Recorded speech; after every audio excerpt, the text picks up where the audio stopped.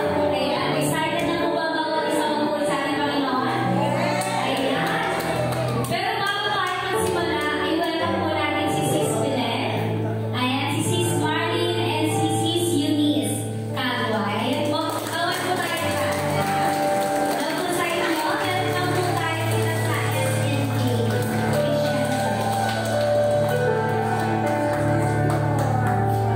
Ayan. Excited na po ba bawat isa magpuri sa ating Panginoon?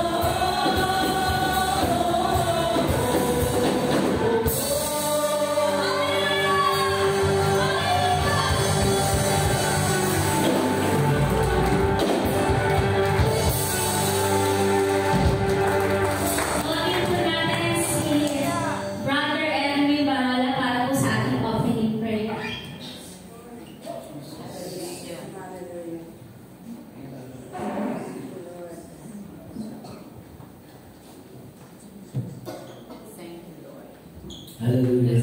Tayo po manalangin. Ama namin sa langit na makapangyarihan sa lahat. Muna po sa lahat, maraming salamat po sa iyong pag-iingat sa bawat isa sa isang linggo, Panginoon. Maraming salamat po sa iyong provision sa amin sa araw-araw. Maraming salamat, Panginoon, sa kalakasan. Maraming salamat, Panginoon, sa iyong pag-ibig sa amin, Panginoon. Kami, Panginoon, ay narito sa iyong harapan, Panginoon. Alinisin mo po ang aming mga puso, katawan, isip at kaluluwa. Panginoon, dalahin ko, O Diyos, Panginoon, na maging mabaon sa iyo, Panginoon, ang aming alay na pagsamba. Hallelujah. Dalahin ko, Panginoon, ang sasalita. Pahilan mo yung langis, Panginoon, bigyan mo ng kapangyarihan, tumimos sa aming mga puso. Dalahin ko, Panginoon, ang worship team, Lord God. Linisin mo sila, Panginoon, at sila sa atin mo kanyang mga puso. Hallelujah. Basbasan mo, Panginoon, ang kanilang mga kamay para sa pagpupuri sa iyo, Panginoon. Dalahin ko, Panginoon, ang mga wala pa rin, Lord God, na aming kapatid. Iyatin po sila ng kayapa, Panginoon. Handa mo po ang aming maisip sa pagsamba sa iyo ngayong umaga. Maraming salamat po sa tayong pangalan ni Jesus. Amen.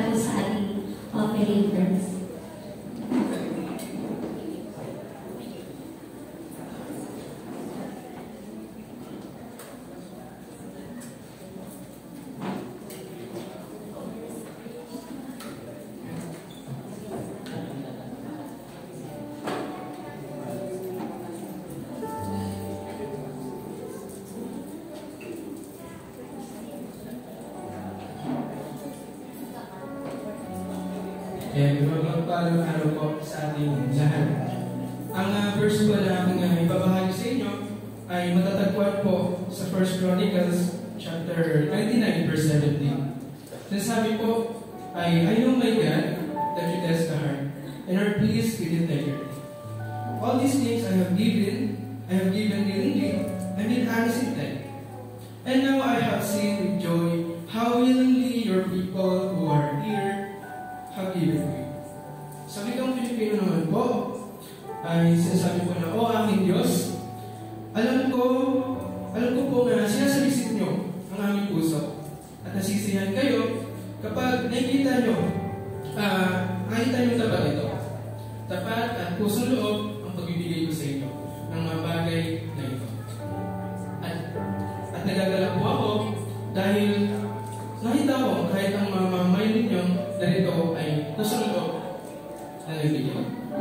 And sa panahon po na ito ay si Haring David po ang nagsabi nito, nananalangin po siya at naipag-usap po siya sa ating Panginoon patungkol po sa pagbibigay ng offering at kaloob ng mga tao para po sa pagpapatayo ng templo.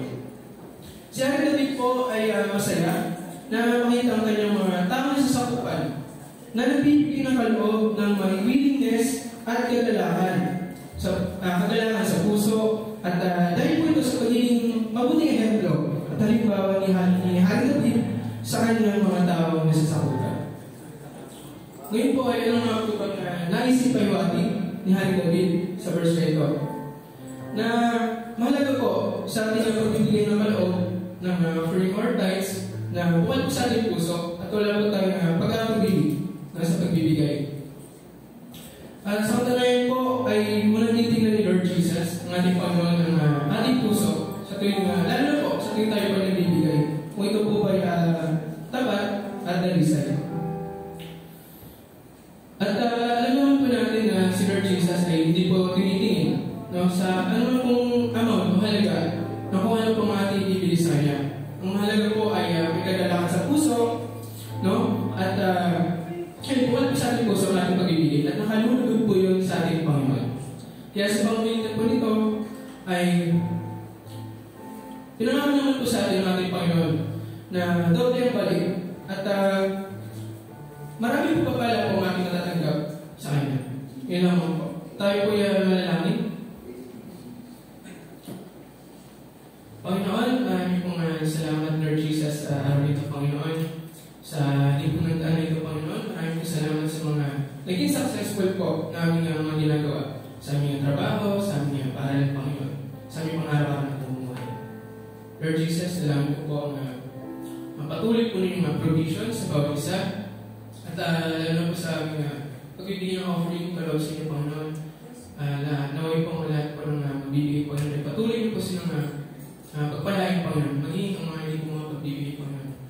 At Lord Jesus, maraming salamat dahil ligtas po kami nakarating sa inyong sambahan ngayong araw na ito, Panginoon. At dalangin rin po namin, Panginoon, na sa aming pag-uwi ay dalangin po ang protection at guidance po sa bawat isa. At Panginoon, dalangin rin po ang maparating na week na ito, Panginoon, na lingkod ito, Panginoon, na Lord Jesus, ano po aming mga gagawin sa aming paaralan, sa aming trabaho, sa aming pang-araw na pumuhay, nawaya maging matagumpay po ito at maging successful po ito sa tulong po ninyo at sa pamamagitan ninyo, Panginoon. Lord Jesus, maraming po salamat sa pagpapala, sa blessings, sa pagkain, Panginoon, sa provision niyo po sa araw-araw, sa inyong pagmamahal sa amin sa araw-araw, Panginoon. Maraming po salamat. In Jesus' name we pray. Amen.